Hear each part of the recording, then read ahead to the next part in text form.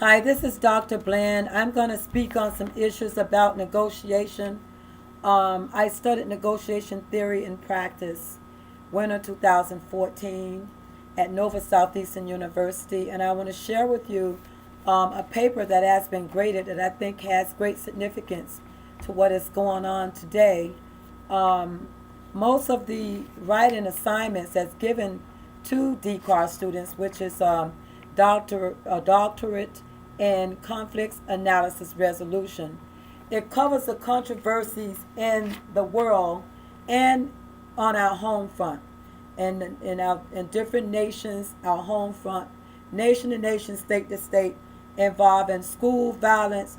Also, it touched bases with counterterrorism because peace building are one of the very first goals that we aim for as Americans who are alliances of many nations overseas. And so, before sanctions are declared, um, peace building are one of the main traditions of Washington. And it's usually something that has to deal with the military. And the military um, doesn't want to just go straight to war all the time, because if we can find ways to bond in some sort of an agreement that will be for the betterment of everyone, then it's one of the reasonable things to do for our President of the United States, who in fact has assigned diplomats at the U.S. embassies in Europe and different parts of Middle East. So what I'm trying to say is that negotiation strategies are used to save face as well as to find agreements that will help the other nation who might not want to negotiate. We will find loopholes that we will get to get them to see the democracies of the U.S. Has traditions, life, liberties, and freedoms, and justices for all. But because our media are sharing the behavior of its people in the U.S., we too are experiencing stereotypes as we stereotype other nations. And so, what's going on right now, as we heard over the media, is there are some concerns about Iran and the amount of the multiplex or the of nuclear arms that they are building. But that's not a topic I want to cover right now. But something as that will seems to be threatening for the U.S. because the U.S. does, we do have our own artillery, and we do help other countries, or we are alliances to step in to save underdeveloped countries who need us when we are not able to go into their territories and fight for them, such as Iran or Iraq, something like that. There are just places that we have outside of the borders of Jordan stationed where we are alliances of Afghanistan, of different places within the territory of the Arab nation. And therefore, the Picot-Sykes Agreement would only allow France, Scotland, and England in these territories because of many, many years of saving the empire of Queen Mary, who became penniless because of Sodom and Egypt, the fire and brimstone and the God's wrath, of which you'll find in the biblical scriptures. So the Queen of England were able to come in and rebuild on what was lost, and brought out Queen Mary, and it's one of the reasons why she sits upon the throne today, Queen Elizabeth. So because of her family came in. So therefore, there are territories sectioned off, and there are disproportion in different parts of the Middle East. Because remember, Noah's Ark rested upon Mount Ararat, and that's in the city, that's in a location or a parish of Armenia. Ararat is symbolic of Arab nation. And Sicily is not far from there, which are Italians, and we have Syrian, we have Syria, and there's also Iran, Iraq, and that's the Middle East. Now, when you head more west, now you're running into the continent Africa, of which we have Somalia, which is around the location of the Arab Emirates, and I believe there is, I don't know if they call it the Panama Canal, but right above it you will find Egypt, and then we will find Nigeria and the Moroccos and Liberia. So we will find that in that location, the African continent, once you research the mapping of the continent of Africa, you will find that Africa are on the west coast of the Middle East, and the Middle East are on the west coast of China, India, Korea, North Korea, Vietnam, and all of those other sections of nations who are a part of what USSR or government under Putin. My studies has given me many book assignments to read and review, and it's why I've learned this information, because I've had assignments over the past 6.5 years as a Western scholar. I am in, not really, I would say that I'm a novice Western scholar because I just finished and completed the program. So I'm not someone that you would call right now to fly over and to make decisions or to consult with. I am just discussing these topics because it's an area of my expertise that I've grown and developed in over the past 6 years. And because of the literature that I find in the Geneva Convention and all of these different events that I follow are the locations where we've had some problems over there that I don't want to really get too involved in speaking about, because it's very sensitive to speak about it, because we have Washington in D.C. Who has assigned embassies and decoys over there to discuss legal matters regarding Iran and Iraq and the war and all that. We have the military. So I just wanted to just bring that up. But the Holy War has been going on for many, many centuries regarding the Arab nation, because first we got Noah, and then we have, after Noah, we have Lot, and then we have Itis, and that turned to a pillar of salt, and then we ended up in Egypt, whereby John the Baptist and Jesus finally came in there, and after John the Baptist baptized Jesus, he was crucified, and then he went through Jerusalem, and all the different stories that you'll find in the Bible are really true stories, and it's historical factors of the Holy Bible. Then we have the Quran, which is similar to the Bible, but everyone has their own way, their own dialects and their own languages and around the world of how they depict the Quran or how they depict the Holy Bible. Some people do not like Christians. Some people are afraid of the Islamic nation, or because they have been targeted as those who were involved with the 9/11 attacks on the U.S. So that's just a topic I'm bringing up, just as an introduction to what I'm going to say. But I'm going to cover, we'll get off that, I want to cover the negotiation theory and practice, a paper that I've written, and I'm just going to reiterate on it just to give you some meaning, and then I'll close the video. And if you have any comments, please comment, because I am serious about my work, and I do not sit down and just elaborate on topics without reading it and reviewing it and understanding what I'm talking about. All right, now my introduction is, while controversial issues were expected to bring significant changes in Alberta, predictions were negligent oversights, and many disputes attributed to the oil sands have become legal issues. Target and change were thought to impact new regulatory regimes. And I received this, and this is according to Macintosh Canadian Press, 2011. Now it's a controversy. It's a controversy that I don't think is a crisis. Would be considered a crisis, but because of the many disputes attributed to the oil sands, we all know money. What is the root of all evil? Now it's quoted in the Bible.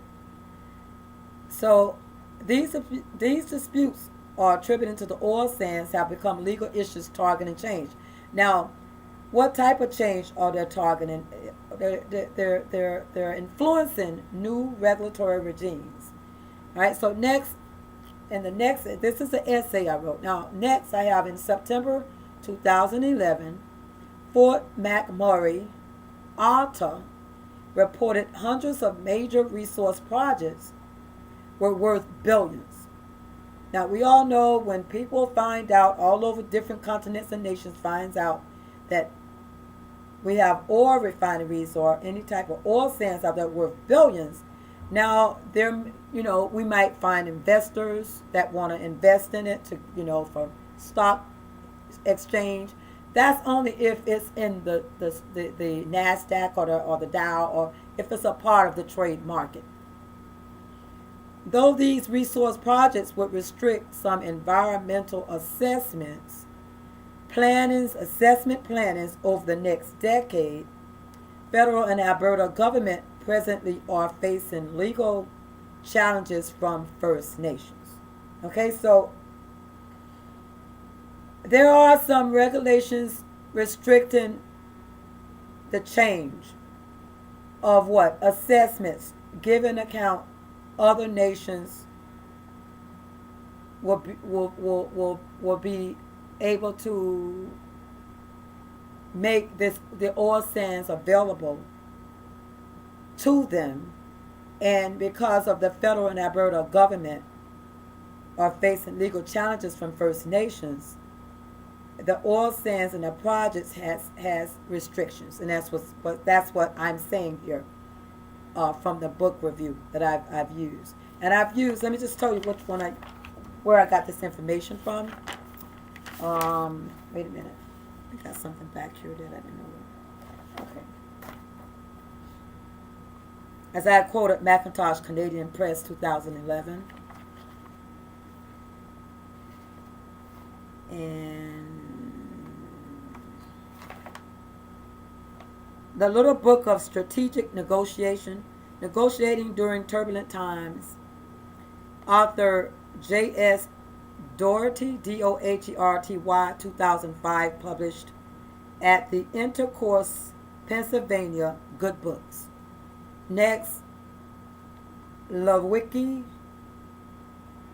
Saunders, and Barry, 2011, Essentials of Negotiation, published at McGraw-Hill.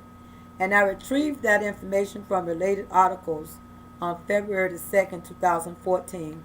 CBC, California News, Politics in Ottawa, and that would be Canada. And I also retrieved the information in this essay from CBC News, posted October 25, 2013. And the last update, given account 6L04/ONET. So I guess that's the name of the network. In the third paragraph, the important issues surrounding mine facilities and oil sands agreements would remain the same. It will remain the same because there are restrictions and there are agreements. And in First Nations and Alberta, they're not ready to share right now, these oil sands. So on the other hand, other projected plans or implications designed with basic rules for environment assessment. In contrast, Mr. Larry Innes, a lawyer from Athabasca Chippewayan First Nation, his perspectives about the conditions of the oil sands. There are litigations and disputes all the time. Let me just get this light out of my face here. It's too bright. See if I can get. Okay. All right. So again, these are new regulatory regimes, and the legal issues are targeting change.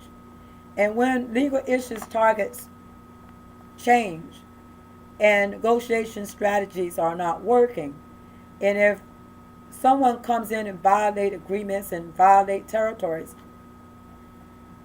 then we're faced with what? Sanctions, and then it could cause a crisis. So therefore, a lawyer stepped in, Mr. Larry Innes from First Nation, Athabasca Chippewayan, and he gave his perspectives about the conditions over the oil sands, and he given them litigations and they always the people of Alberta always consult with him when there are problems and disagreements at hand before things get out of hand. Now, fourth paragraph, it is obvious that Innes, which is the lawyer, foresights predicted litigations are still yet to come. Furthermore, resource developers are reiterating new book editions to help improve the land use planning. These are consultants who have for the past 18 months in areas of Ottawa and Edmonton has sought change by updated books and informational sources. So they're looking into new visions. They're looking to revisit what they have, what has been given to them in the past, and what they're grounded in the theory, because when people want to stay with the old, something has to have given them what they're needed. But then when you're out in the spotlight and people are finding out you got oil sands worth billions, then you could be targeted not only for change, but you could be targeted and could end up into some problems, war, or maybe overthrown, or land may even cause, that land may even cause that location to be forced to negotiate with nations or countries that they're not that are not in their I say that are not their alliances.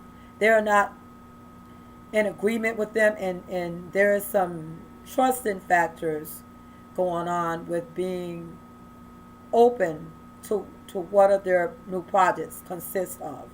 So now, before these are shared, a lawyer had to be consulted, of which when disputes come up, at the Alberta always consult with him.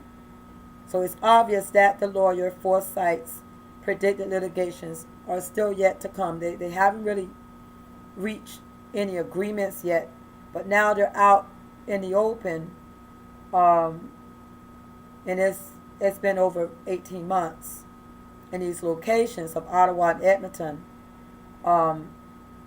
A need for information sources to be updated. There's a need for revisions, and that's what they're saying. So they're going. So Innes, the attorney, he is looking into other informational sources to see what can be done to resolve this issue of new regulatory regimes. The actors, important negotiating roles when meeting parties.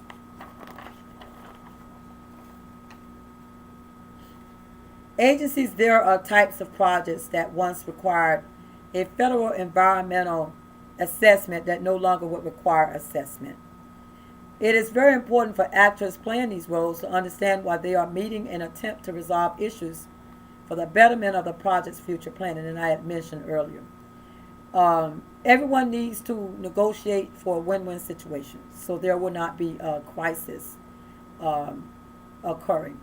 As an example, one might question reasons CEAA are no longer making assessments for certain projects. Now, CEAA are Chippewayan, Athabasca Chippewayan, in Alberta. And I wonder why CEAA are no longer making assessments for certain projects. Many might agree it is questionable to negotiate federal environmental assessments, and these projects have been arranged as exclusive to new oil refineries. So, again, to negotiate, there has to be something tabled. And why do they need to negotiate if someone, oil sands, are worth billions and we don't want to share it with other countries? And then, but think of this now. What about when you need us to help you, France, or Canada, and you got all these oil sands that we want to invest in and make profit from it? We're investing. So that gives you what, more interest groups. And now you have parties now connected in organizations in different countries are connected, which will be considered what, subsidiaries of your oil refineries and production line. Your production line might increase because I'm going to refer someone to you. We have people that might be interested in investing too. So when we run across so many different, a topic like that would be very sensitive, I'm sure, for them, because they don't want to negotiate right now. They're worried about firsthand people finding out that there's oil sands out there worth billions. And so the projects have been arranged as exclusive to new oil refineries. That means that they are exclusive to even thinking about taking these oil sands and open them up and multiplying them. Parties who are disputing what has improved in new should question reasons why to a point of the programs being canceled. Okay, parties who are disputing what has improved in a new light. I said in new, or I could have said in a new, should question logical reasons why to a point of the programs, why the programs has to be canceled. And to further speak in about programs which made available projects work and share ideas about them. And that's what I mentioned earlier. What other programs has worked for them? They want to stay with the old. And so right now they're pondering on a new refinery. Alberta, the CEAA.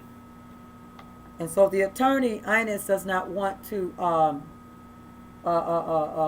make quick decisions. He needs to go through some informational sources and probably consult with all other countries who own large oil refineries. We don't know if they're going to consult with the Arabs or whosoever. Whatever they consult with, I'm sure they would consult with those who has the richest oil refineries or oil sands in the nation or around the globe. The listed projects must not be a risk and should have inspections regularly to be sure industrial facilities, industrial mines, heavy oil refineries, and groundwater extractions would not become polluted.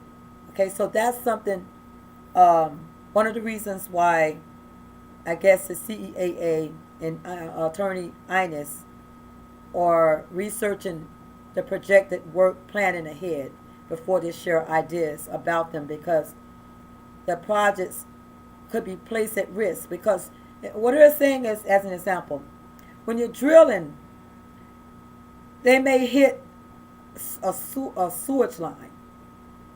And if a sewage line pollutes your oil sands, then what happens? Your value and profit and all of this, your money will plummet, because no one wants to purchase oil sands or invest in oil sands which are polluted by sewage.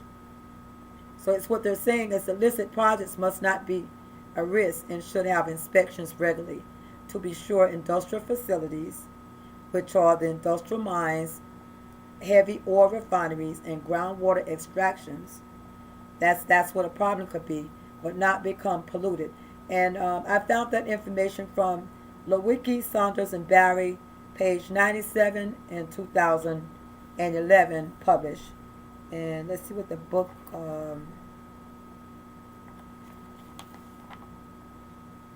Essentials of Negotiation. That's the title of the book. Next topic, power. Starting position, meeting demands. Understand different approaches to understanding power in negotiations and why power is critical to negotiation. So one must understand how to approach different climates and in approaching these different clients to understanding power. Power as in leadership. Who shall I consult? Who owns the oil sands? And negotiations and why power is critical to negotiation, because you can't just negotiate with someone that doesn't own the oil sands. I think, and I gave my standpoint. My standpoint is that I think that power has unexpected crisis relative to negotiations.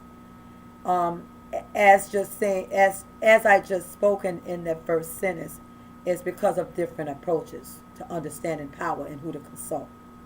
Because negotiators have had surprising circumstances arise to meet demands in their positions when following protocol. And negotiators have to understand power in negotiations and exercise power to negotiation as trained.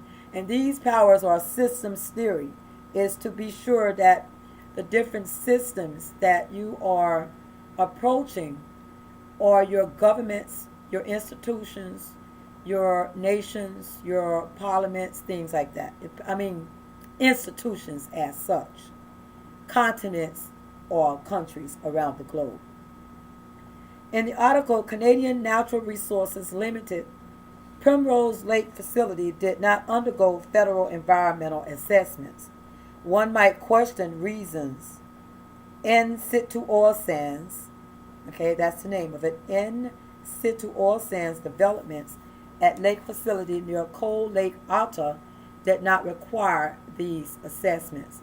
It is probably, and I gave, my speculations on it, my reflections, it is probably for rules and agreements when followed during developments. Routinely controlled management has not a problem updating oil sands projects.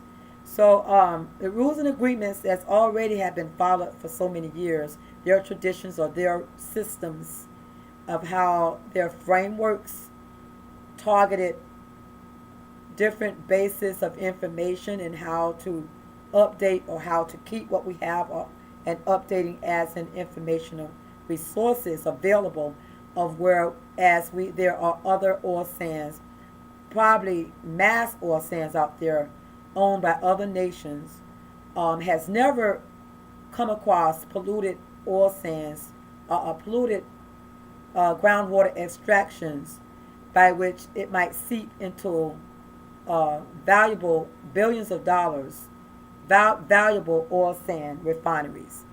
And so in assembling that, we must now do what? Justify the claims. This is the position that we would do. We're justification of claims. In order to accomplish negotiation process, there has to be first an agreement incorporated within a particular problem. It is very important to define the issues, number one, and assembling issues and defining the bargaining mix. And so bargaining mix as in power. Who do you bargain with? Who bargains? Who doesn't bargain? Who are well known not to negotiate? The Middle East. And why not?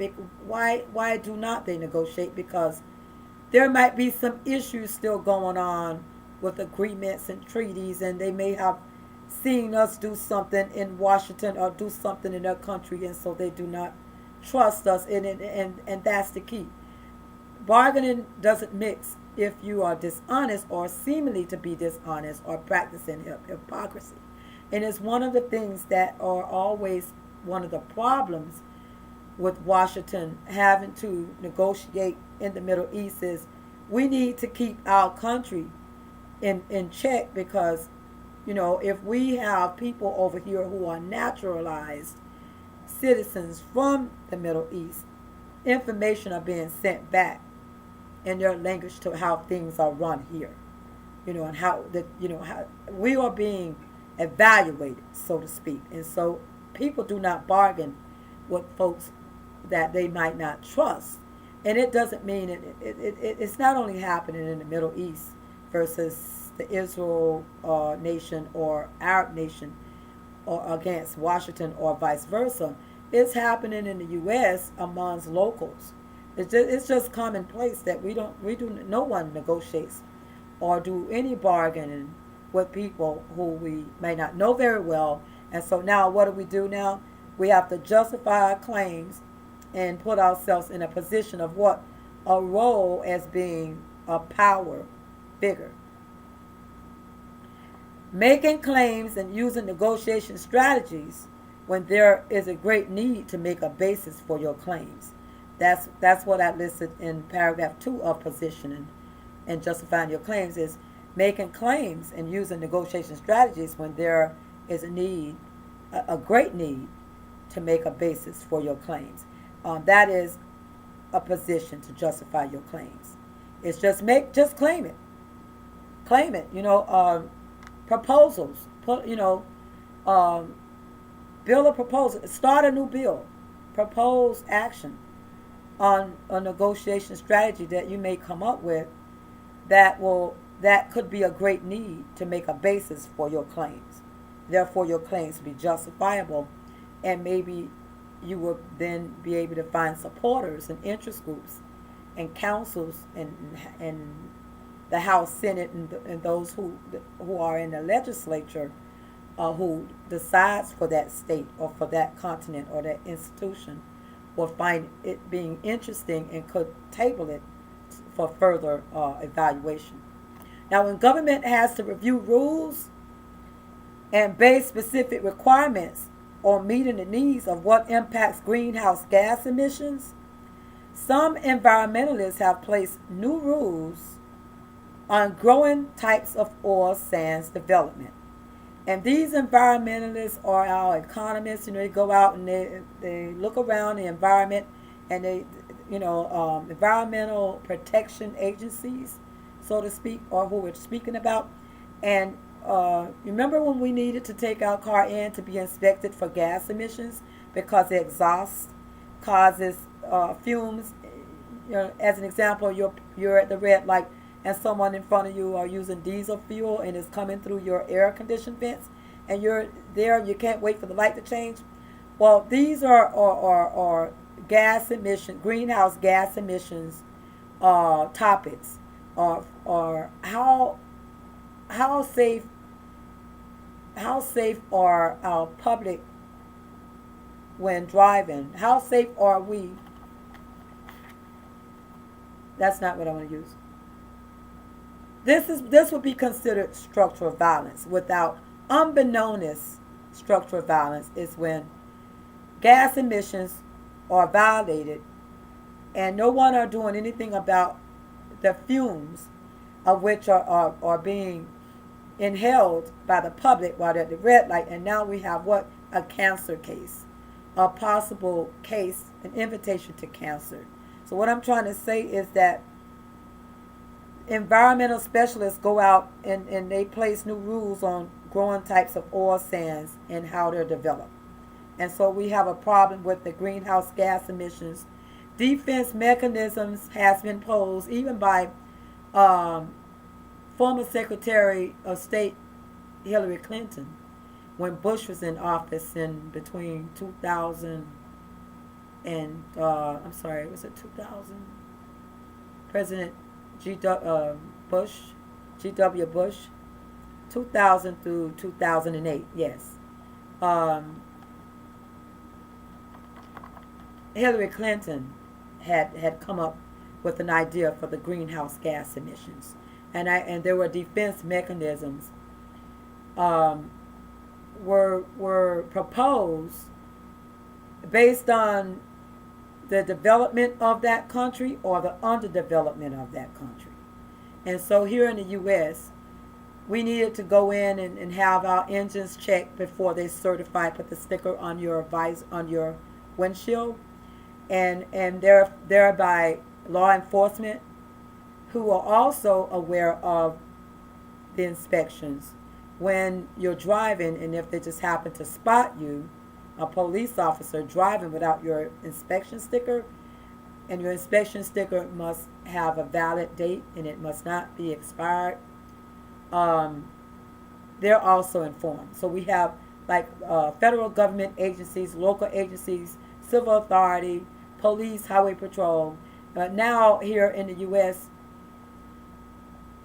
your inspections are done at the um, body shops and different certified body shops who are connected with your insurance agency, and they will send you over to have your car inspected before they insure your car because that car had some recalls in the past or something like that. Okay, next, I believe it, and I also my other stance is that I believe it is important for environmental groups to list types of projects inclusive to federal environmental assessment regulations, and the type of group and list the type of projects inclusive to the federal environmental assessment regulations. And some of these listed by Canadian environmental assessment agencies in the article were announced as extraction facilities. There are new changes with specifications that assessment is no longer required. So that's why they're called extraction facilities. So assessments are no longer required based on the federal environmental assessment regulations because they have been inspected. It is apparent these are claims justifiable, and I say apparent because from which I reviewed it, these are claims justifiable which negotiators can discuss the reasons restrictions has been lifted, such as groundwater extraction, heavy oil and oil sands processing facilities, pipelines, industrial mineral mines, whereby salt, graphite, and asbestos are concerns. So, therefore, negotiation strategies are vital and are justifiable under these claims.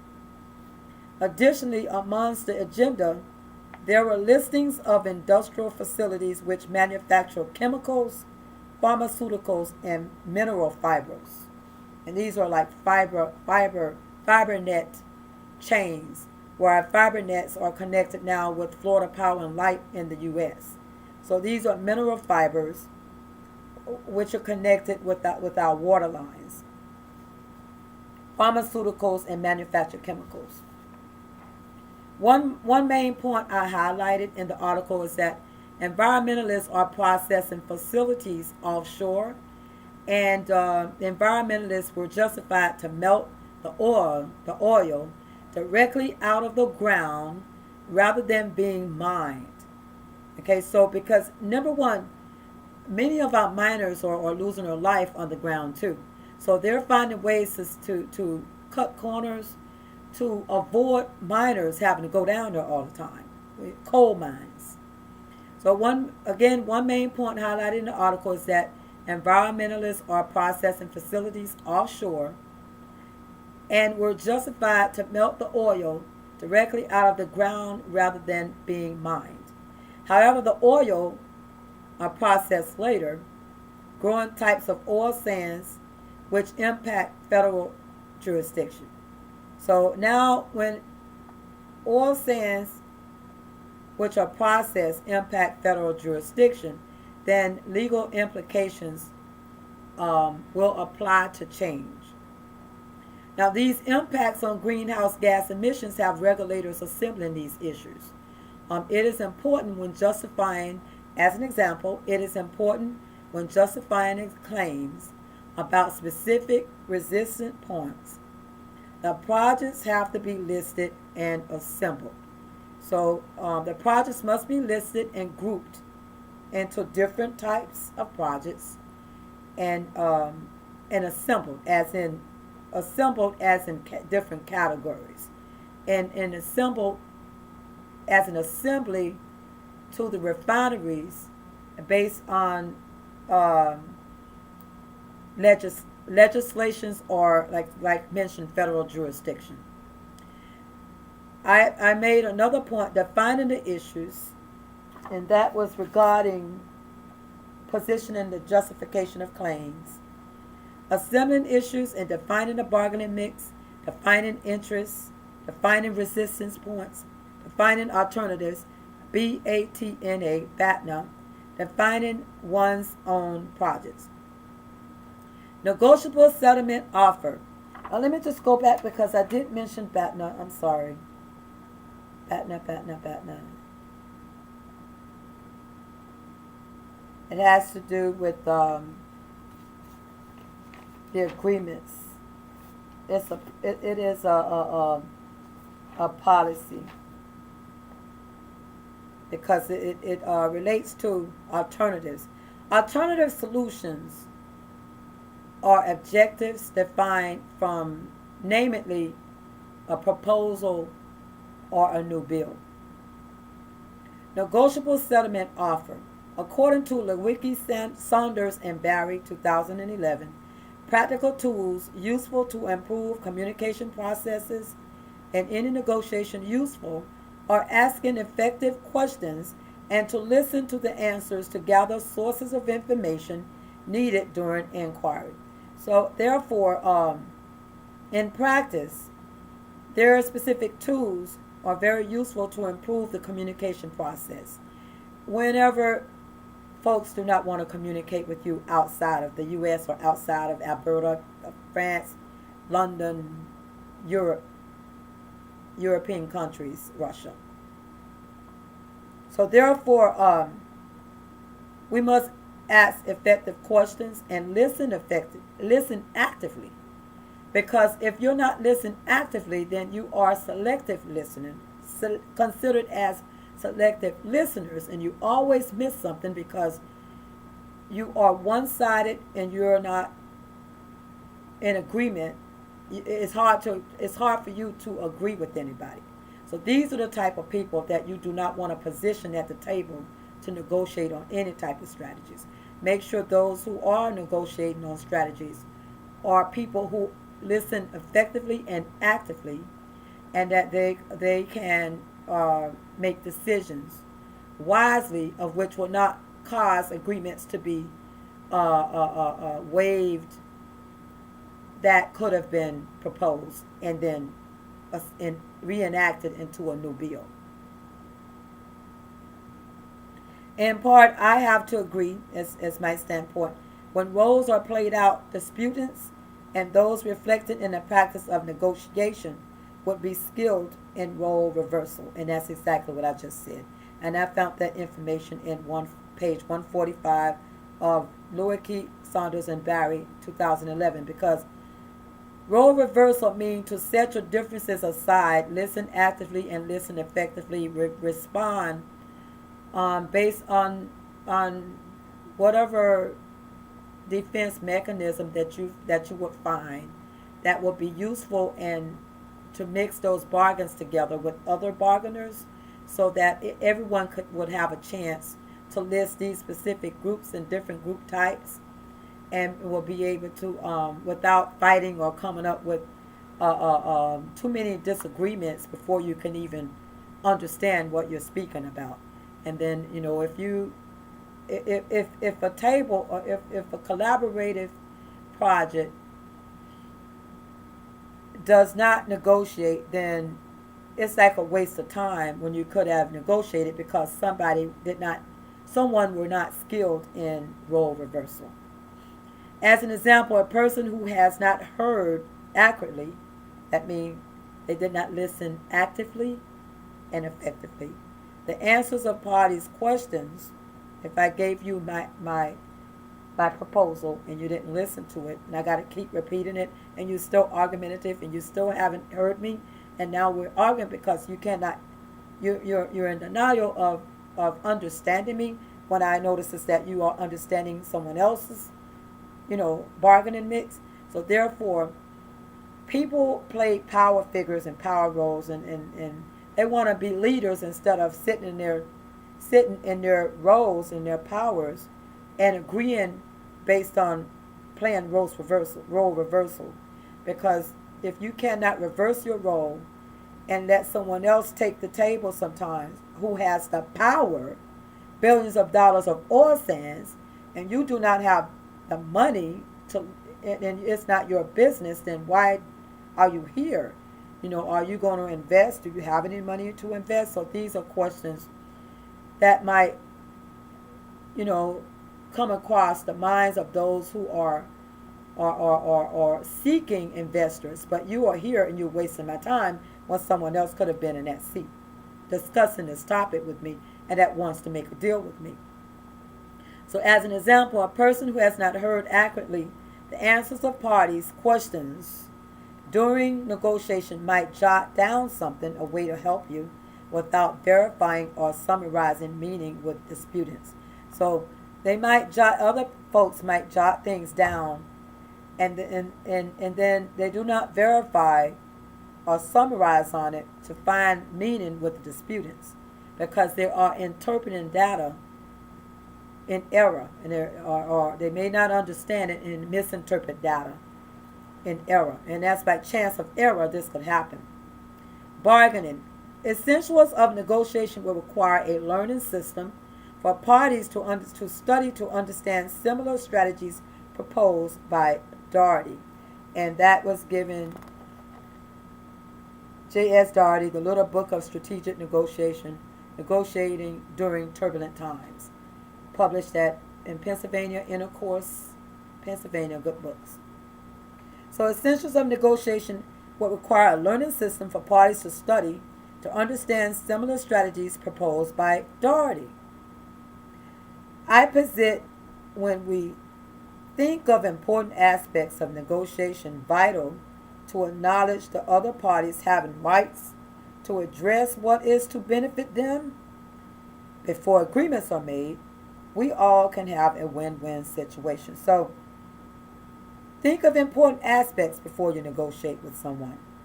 Think of what is vital to acknowledge and understanding what the other parties has to offer you, because they have rights too, as well as your rights, and address what benefits them before agreements are made, okay, with them, because you know what you want, right? So benefit them first, because they're the ones that has what you need. Supplies, products, services, oil, what else? Material, food. What is it that we have? I don't know if weapons would be concerns, but we're talking about right now negotiation strategies and being able to find the right theories and frames that's going to help you find meaning with your disputants. So we all could have a win-win situation. And I've written a total of 5 pages. This is the last page before I conclude. Nowicki 2000 acknowledged that his thoughts about the major concepts and theories are important negotiation steps, which has to present a learning system to guide parties along. I would use them in the Environment Canada project and question why are the biggest source of new pollution in the country are believed to return years ahead. And what I'm saying here is that the conceptualization of the process and what type of theories are working or has worked, of which are important negotiation steps to use when you're making your presentation and when you're trying to learn a new system, which are system theories, as I spoke about, to guide parties along. But some people need leaders. And they're not leaders, they're just listeners, and they just sit there with arms folded. You'll never get anything done with those people. However, what I said here is that I would use in the Environment Canada project, I would use them, a learning system, to guide parties with important negotiation steps and question according to Lewicki's book. I would go through that book, and these are the informational sources the attorney Ines were seeking, so that he'll be able to, before making a jumping to conclusion, that he'll be able to make sure that legal laws are not passed, that legal laws are not violated, or it would place Alberta in problems with federal jurisdiction. And so I said that these are questions that could be asked of why are the biggest source of new pollution in the country are believed to return years ahead, because people are not following through with the laws. They are littering. They don't care. They don't really understand the project, and it's out of their arena. They're just ordinary people. And now what we need to do, put up informational sources like signs. Do not throw trash out, or you'll be fined $250. And that's where we have information sources.